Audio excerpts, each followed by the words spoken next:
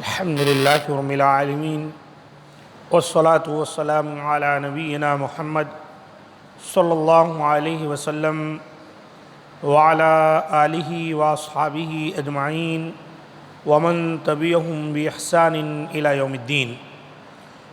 معزز سامعین کرام، رمضان المبارک کے فضائل و روزہ کے مسائل، اس پر مشتمل باتیں آپ کے سامنے پیش کی جا رہی ہیں، اور یہ اس سلسلے کی تیسری کڑی ہے۔ آج کے درس میں جو باتیں آئیں گی وہ ہیں حدیث شریف کی روشنی میں فرضیت و رکنیت روزہ۔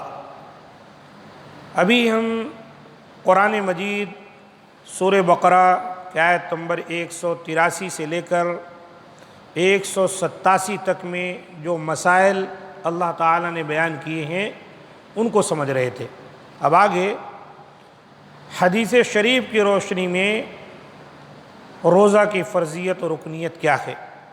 رمضان المبارک کے روزوں کی فرضیت و فضائل اور بعض مسائل سے متعلقہ قرآنی آیات کی طرح ہی ہمارے نبی رحمت صلی اللہ علیہ وآلہ وسلم کی احادیث میں بھی رمضان المبارک کے روزے فرض قرار دیے گئے ہیں، اور نہ صرف یہ کہ فرض قرار دیے گئے ہیں بلکہ انہیں اسلام کے 5 ارکان میں سے ایک رکن کا درجہ دیا گیا ہے۔ جیسا کہ صحیح بخاری و صحیح مسلم میں ارشاد نبوی ہے، بنی الاسلام علی 5 شہادت لا الہ الا اللہ وان محمد الرسول اللہ واقام الصلاۃ وایتاء الزکاۃ وصیام رمضان وحج البیت، یعنی اسلام کی بنیاد 5 چیزوں پر ہے۔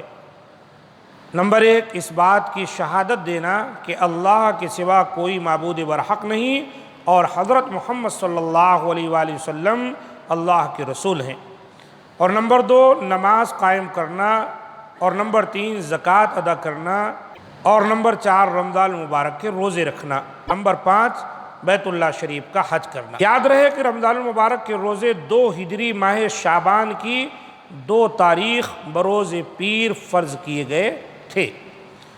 فضائل و برکات اور فوائد و ثمرات رمضان و روزہ۔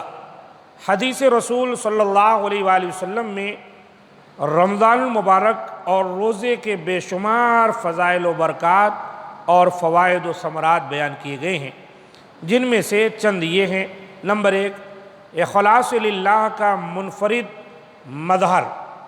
اخلاص للہ، تمام عبادات میں سے روزہ ایک انفرادی حیثیت رکھتا ہے۔ اس کے سوا اسلام کے تمام ارکان کا کسی نہ کسی حد تک ظاہر سے بھی ایک تعلق ہے۔ جیسے نماز کو ہی لے لیجئے کہ یہ پوشیدہ نہیں رہ سکتی، بلکہ جب سورہ بقرہ آیت نمبر 43 میں وارد حکم الہی وَارْكَعُوا مَعَ الرَّاكِعِينَ، یعنی رکوع کرنے والوں کے ساتھ رکوع کرو کے تحت کوئی شخص باجماعت نماز ادا کرے گا تو پوری جماعت اسے مسجد میں آتے جاتے اور نماز ادا کرتے دیکھے گی۔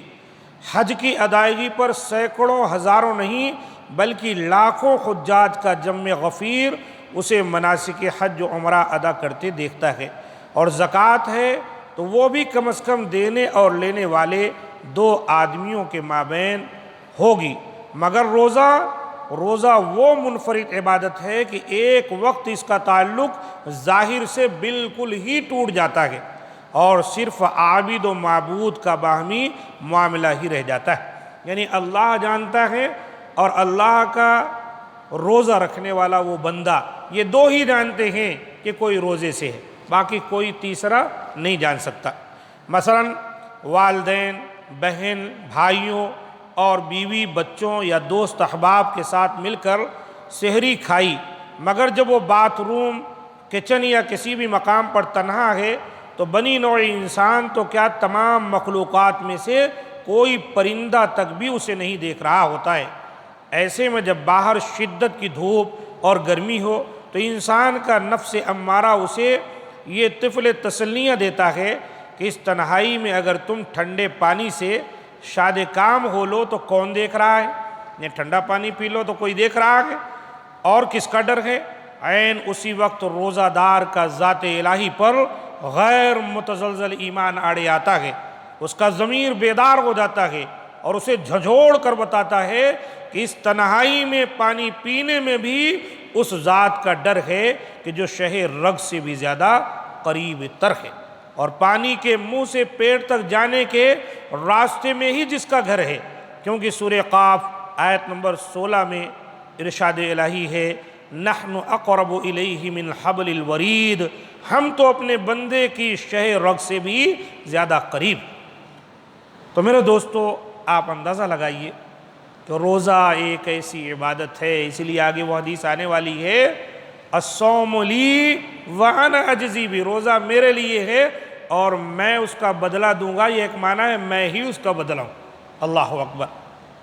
اور جب انسان تنہا ہے، پیاس لگی ہے، پانی پی لے، کوئی نہیں دیکھ رہا ہے، لیکن دل سے آواز آتی ہے کوئی دیکھے نہ دیکھے پر خدا تو دیکھتا ہوگا، یہی وہ معنی ہے لعلکم تتقون، اللہ نے روزہ فرض کیا ہے تاکہ متقی بن جاؤ۔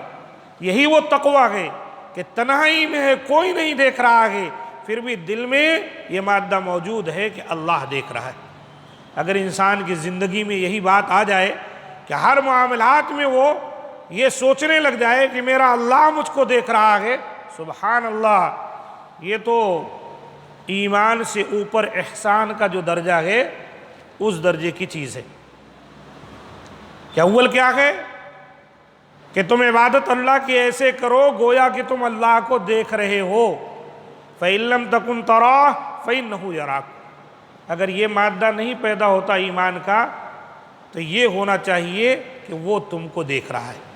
اللہ تعالیٰ سے دعا ہے کہ مولا کریم ہم تمام کو جو باتیں بیان ہو رہی ہیں ان کو سمجھنے کی توفیق دے اور اس کے مطابق عمل کی توفیق دے، اور رمضان کے مہینے تک اللہ تعالیٰ ہم تمام کو پہنچائے اور نیک کام کرنے کی توفیق دے، اور اللہ تعالیٰ ہمارے اعمال کو شرف قبولیت بخشے۔